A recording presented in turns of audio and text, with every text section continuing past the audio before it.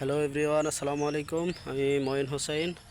তো আজকে আপনাদের সামনে একটা ভিডিও যেটা শুরু করতেছি, সেটা হচ্ছে গিয়ে যে আপনারা অনেক সময় আছেন, অনেকে অনেক কিছু করার চেষ্টা করেন, কিন্তু দেখা গেছে যে শেষ পর্যন্ত সাকসেসফুল হয় না। তো সাকসেসফুল না হওয়ার পিছনে কয়েকটা রিজন থাকে। এর প্রথমত রিজন হচ্ছে গিয়ে আমরা অনেক সময় অনেক কিছু আবেগে শুরু করে ফেলি, বাট ওইটা সাকসেস না হওয়ার পিছনে অনেক কারণ থাকে। যেমন ধরেন, আপনি একটা কিছু শুরু করলেন, তো সেটা আসলে একদিনে বা কয়েকদিনে গ্রো করানো সম্ভব না। সেটার ক্ষেত্রে আসলে বিভিন্ন স্ট্র্যাটেজি বা বিভিন্ন সিস্টেম ফলো করতে হয়। যে বিভিন্ন সিস্টেম কীরকম, সো ধরেন আমি আপনাকে বলি যে আপনি হচ্ছে গিয়ে পাট শাক বিক্রি করবেন বা যে কোনো কিছু আপনি একটা বিক্রি করার জন্য। তো আপনাকে আমি জাস্ট বুঝাইতেছি যে আপনি অর্গানিক পাট শাক চাষ করছেন, সো ওই পাট শাক বিক্রি করবেন। সো সেই ক্ষেত্রে আসলে পাট শাক আসলে কারা কিনতে পারে, আপনাকে প্রথমে আসলে বুঝতে হবে আপনার টার্গেটেড অডিয়েন্স কারা, আপনি কার কাছে বিক্রি করতে চাচ্ছেন। তো আপনি যার কাছে বিক্রি করতে চাইতেছেন, প্রথমত হচ্ছে গিয়ে তাকে আপনার জাস্টিফাই করতে হবে যে এই মার্কেটটা আসলে কতটুকু আছে। যেমন ধরেন, আমি যদি আপনাকে ক্লিয়ারলি বলি, পাট শাক তো আসলে সাধারণত গ্রামের কেউ কিনবে না। আপনি যদি শহরের কারো কাছে বিক্রি করতে চান, সো সেই ক্ষেত্রে অবশ্যই আপনার অডিয়েন্স লেভেলটা একটু হাই থাকতে হবে, এবং সেই ক্ষেত্রে আপনার প্রোডাক্টের প্যাকেজিং, কোয়ালিটি, গুণগত মান দুইটাই খুব ভালোভাবে যাচাই বাছাই করতে হবে, এবং এটার যে উপকারিতা এটা মানুষের সামনে তুলে ধরতে হবে, এবং আপনার পাট শাকটাই কেন নেবে এই বিষয়টাও তাদের সাথে ক্লিয়ার করতে হবে।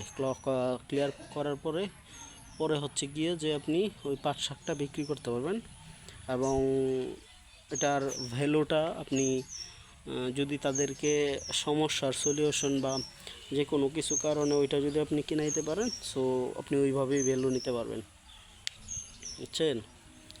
সো সেই ক্ষেত্রে আসলে যে বিষয়গুলো কাজ করবে সেটা হচ্ছে যে আপনারা অনেকেই তো জানেন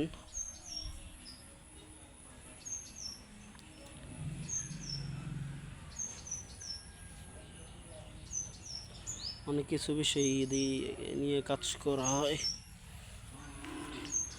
মার্কেটিং সিস্টেম বা মার্কেটিং স্ট্র্যাটেজি যদি ঠিকঠাকভাবে না থাকে, তাহলে আসলে আপনার টাকা নষ্ট হওয়া বা অ্যাডগুলো যে কোনো কিছু ভালো পারফরমেন্স করবে না, বুঝছেন।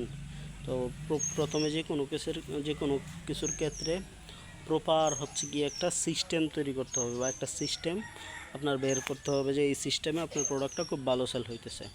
যেমন ধরেন, আপনার যদি একটা প্রোডাক্ট থাকে যেটা হচ্ছে গিয়ে জাস্ট একটা বলি, যেমন ধরেন আপনি একটা গিফট বক্স বা গিফট আইটেম, তো ওইটা সেল করার জন্য আপনার প্রথমত হচ্ছে গিয়ে টার্গেটেড অডিয়েন্স খুঁজে বের করতে হবে।